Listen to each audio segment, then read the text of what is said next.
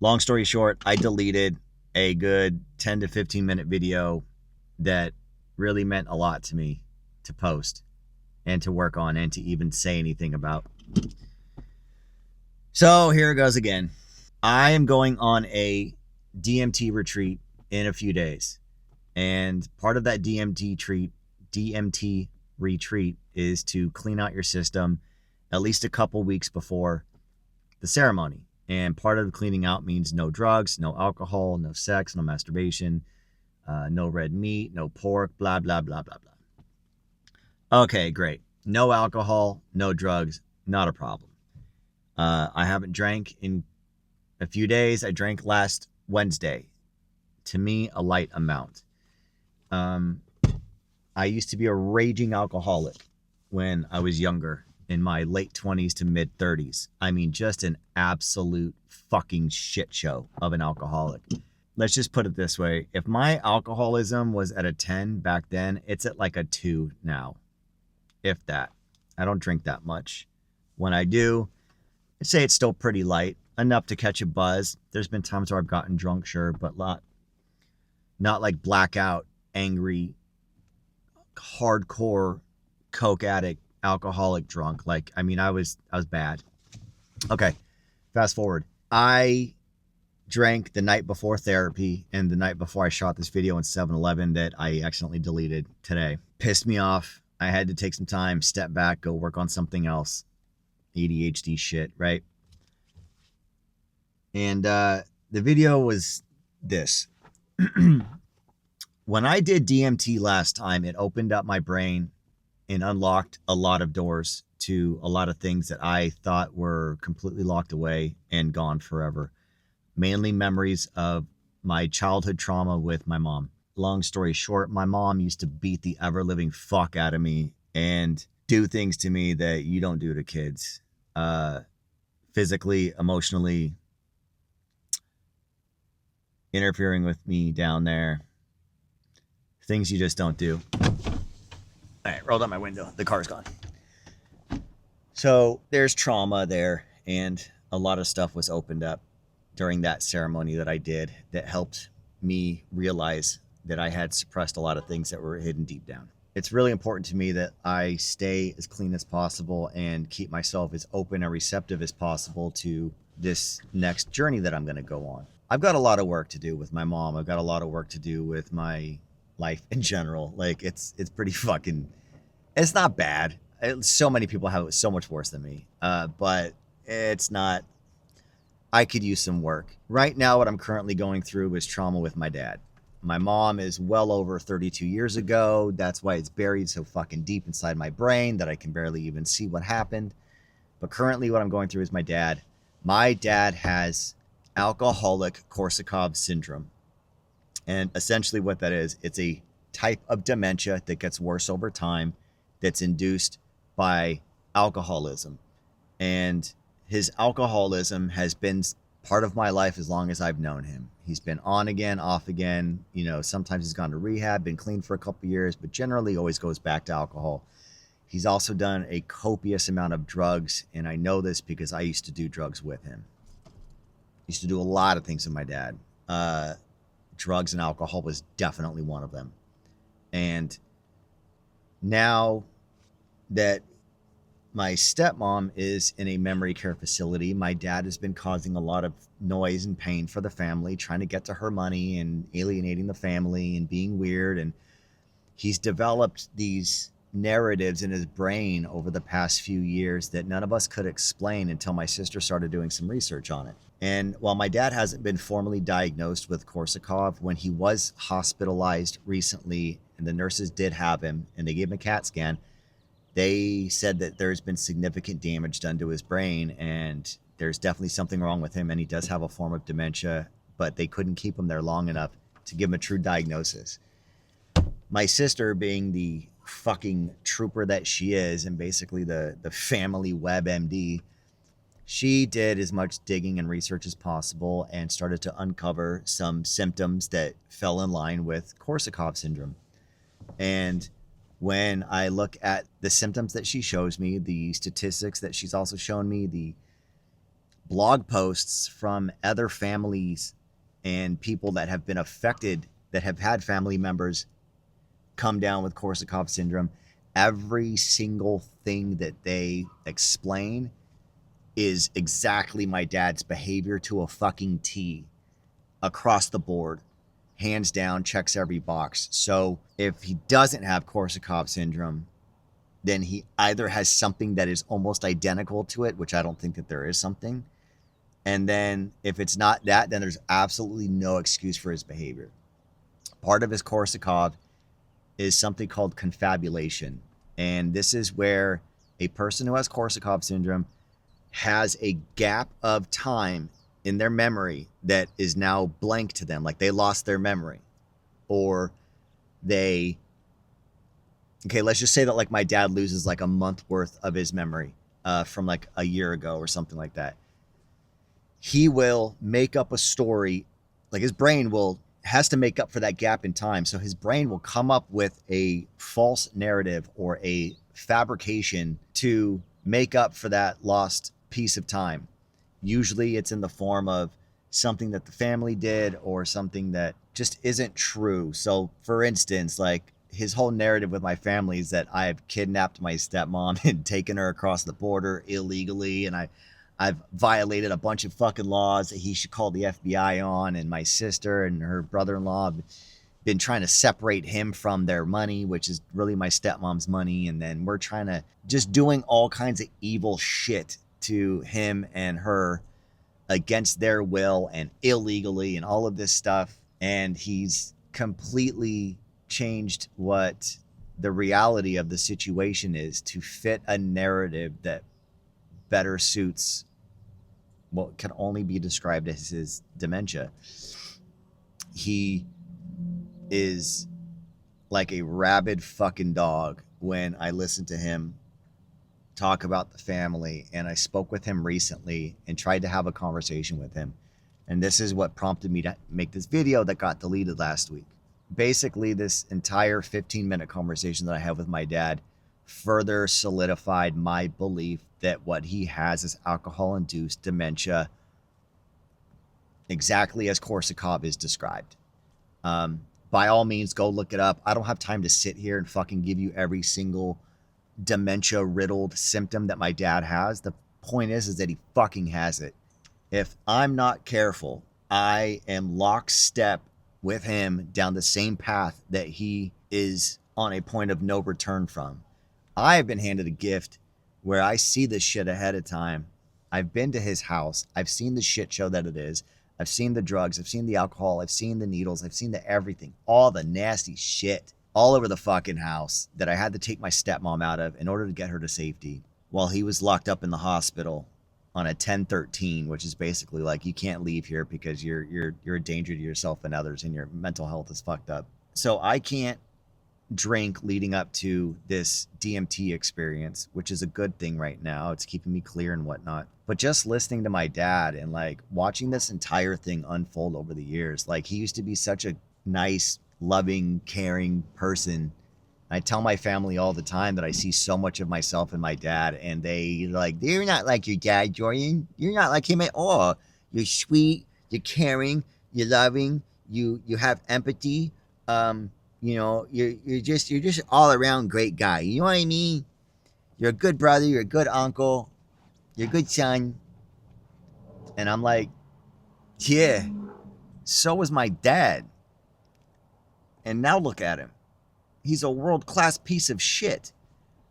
Dementia or not, like, he did this to himself. And how he acts towards the family is just like, I get it. I got to keep reminding myself that it's part of his dementia. But when you talk to him, he's completely fucking lucid. He is just convinced otherwise that the family has done things that we have not done. In fact, all of the shit that he accuses us of doing are exactly the things that he's doing. It's nuts. It's nuts. It's crazy. It's fucking crazy. But it's also fucking infuriating. I hate it so goddamn much. Talking to this guy, I want to physically fucking harm him. One of the things that drives this point home so much for me is that like I've been handed a gift to where I can sit there and I can see my future if I look at all the things that he's doing, because we used to do stuff together. We did it the same way. I've been to his house when he was locked up in the hospital. I saw how fucking trashed the place was, with drugs everywhere and all the shit, and just the absolute fucking drug and alcohol psychosis that like is evident in a fucking drug den. But I look around and I see his house and I'm like, holy shit, I've seen this before. Not as bad, but this is just stuff I've done to my own house in the exact same manner. Drugs everywhere, things all over the place, everything completely disheveled. Like, it's not something that you can be taught. It's only something that you can learn from experience. And seeing my dad's house and seeing his behavior, well, his behavior is different, but seeing his house the way that it was, I was like, holy shit. It was like looking at me times 10 in the future if I'm not careful. And of course, like, I haven't been that bad with drugs and alcohol in many, many, many years. I'm not like that anymore. I'm really not. But, you know, it doesn't mean that I'm in the clear. Like, I haven't done all the work necessary to really solidify, like, drugs and alcohol being completely excommunicated from my life. You know, I think part of me still wants to keep that door open. Like, there's hope that I can still do things and it's going to be okay, and that, like, I'm special. It's getting pretty dark here, so I'm going to have to wrap this up. But I just sat there and thought to myself, after listening to my dad ramble on for 15 fucking minutes, just absolutely spitting poison and lies and fabricated drama about me and the family, and not being able to get in a word edgewise at all, and then having to like resort to yelling at him, telling him, Dad, if you don't shut the fuck up right now and let me answer your questions the way that you've been asking me to answer them, then this fucking conversation is going to be over. And I'm the only one in this family who wants to come within an inch of you because you're such a piece of shit to everybody. Now, I'm trying to be empathetic with you right now with your fucking dementia, but you're acting like you don't fucking have it. And if you say that you don't, then there's no excuse for your fucking behavior. So you better listen up. And he just wouldn't stop. Fuck you. Okay. You know, and I just was like, all right, buddy, sure thing. And then he just fucking hangs up on me. And I'm like, all right, cool. You sealed that coffin shut. So I'm not that bad. I'm not nearly as bad as my dad, but I'm definitely on that path. And if I don't stop, and I see the damage that it's done to my brain over the years. I honestly feel that alcohol has done way more damage than the actual drugs, but the alcohol always follows the drugs because I need something to come down with. And I think I've said this in another video, and I'll say it again. I've told myself before that, Jordan, if you stop now, there's no guarantee that your brain is going to get any better. But if you don't stop, it's guaranteed to get worse. Those are the facts. And so I'm hoping that with this ceremony around the corner, me being able to take about 2 weeks off of drinking before, when I say 2 weeks off, it sounds like I've been drinking this whole time. I haven't. But I'm getting 2 weeks to just kind of like cleanse out, self-reflect, do some meditation, do all the things I'm supposed to do. And last time I did DMT, I didn't drink for about a month afterwards, maybe 3 weeks. I didn't really have the greatest integration of my experience back into like this world, which I'm hoping to do on this next one. I'm really hoping to like actually stick some integration right up my ass, because I need it. But I guess the whole point of this video is just me rambling about my dad and his dementia and seeing what it's done to the family, seeing what it's doing to me. You know, I want to write him off and tell him, go fuck yourself. But the truth is, my dad used to be my hero. He saved me from my mom. And growing up, he could do no wrong. He was the best person in the world to me. He was my fucking best friend. I loved him so much. I still love him. I just have zero respect for him because of what he did to himself and what he's allowed to happen to himself, which has so negatively affected this fucking family. And when I see myself in him. I see that same behavior. And I also see myself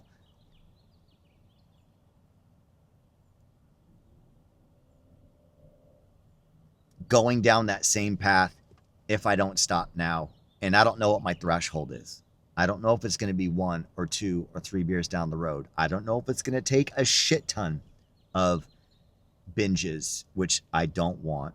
They're not going to happen. But like, you know, luckily I see things for the way that they are now. But like, I would rather fucking die than put my family through what he's putting us through. Especially twice. Because my dad's doing it, and now there's a good possibility that I could do it. But I have an opportunity, and I've been handed a gift by being able to see the future, by going to his house and seeing what things were like, and absolutely being disgusted by it, and like just heart pounding disgusted. And then also seeing how he's acting and talking and just responding to life with his dementia that's slowly eating away at him, but it's eating away at him in the form of anger, resentment, lies, fabricated drama, and just a complete lack of empathy. Almost like his prefrontal cortex is just fucking missing. So anyways, I don't want to do that. I don't want that for myself. Hopefully, if somebody I know watches these videos and they're a fucking shit show drug addict, alcoholic, take a step back for a minute and ask yourself if this is what you want. I'm not saying that you'll go down that same path, but you fucking know somebody who has, and you don't want to be like them, I promise. So anyways, I'm gonna go. It's getting a little too dark to keep filming. I need to get a light for this shit. But yeah, I'm doing DMT in like less than 6 days from now, and I'm really looking forward to it. I'm going with my ex. We're gonna go up together, not as a couple, but as just friends, going as one last kind of journey in solidarity together. She wanted company to be with her, and I wanted somebody to experience this with, because it was so profound for me. I don't think everybody should do it, but I definitely feel like there's certain people in my life that I love and care about that I would like to see them go through what I went through and see if maybe they can come out on the other side with a positive experience like I had, you know? Or maybe it'll terrify the shit out of them and they'll never do it again. I don't know. But yeah, that's it. Chill out on the drinking and the drugs, all right, fuckers? Like, it's ugly. My dad is going to die a dementia-riddled death. He is going to die scared and alone.